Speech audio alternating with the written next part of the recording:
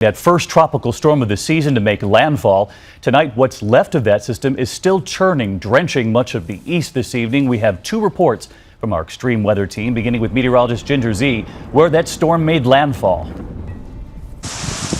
Loud, rude, and violent. Beryl was the overnight guest no one invited. Ghostly beaches whipped by sand. Unused deck chairs rocking at the end of a dock. Sad symbols of the washed-out holiday weekend. The East Coast hasn't seen a May storm like this in more than a century. It made landfall just after midnight in Jacksonville Beach, Florida. With 70-mile-per-hour wind gusts, it was just short of a Category 1 hurricane. Just about 2:45 a.m. Look where we're at now. We're just getting into the backside of the system.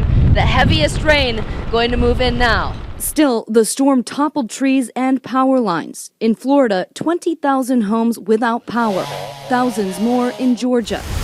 The inundating rains made rivers swell and neighborhoods flood. Came up to the bottom of our steps. The Coopers haven't seen a washout like this in decades, but like many Floridians, they are seeing the brighter side of Beryl. We needed water so badly here. Look at this map. It shows how much of the Southeast was in exceptional drought pre-Beryl. Now take a look at this map. The dark green shows where up to 6 inches of rain fell. Spots of yellow up to 10 inches, and all in the last 24 hours. At least the untimely holiday guest is leaving a gift for its gracious hosts. We can get hit with all the wimpy ones we want. I don't want the big one. I don't want anything with a category number behind it. That man relieved the system wasn't any larger than it was. Ginger back with us in that same spot she was this time last night. And Ginger, we can see the surf still whipping up there behind you. Where is the system right now? Where is it headed? The system is far to our north. It's in south central Georgia. At least that's where it's centered. It is going to make its very slow U-turn, making a tortoise-like pace off into the Atlantic by tomorrow night. Now, by Wednesday, it'll affect the Carolinas. Finally, by Thursday, we can stop talking about Beryl.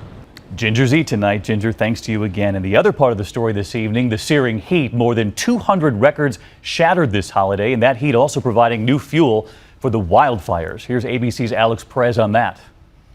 Tonight, large swaths of the Southwest are ablaze. A furious fire rages in New Mexico's Gila National Forest. More than 122,000 acres up in flames.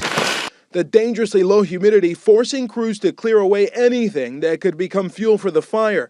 In the town of Mogollon, residents are begging for mercy. We are just hoping and praying that Mother Nature will give us a break. A break from gusty winds in Colorado and in Arizona is helping contain wildfires there. But in Michigan, 100 buildings were destroyed as flames consumed more than 20,000 acres. Large fires are burning in 8 states tonight, and a sweltering heat wave has had a grip on a huge swath of the Midwest. This spring, on its way to being the hottest on record. Temperatures soared again into the 90s in Chicago today.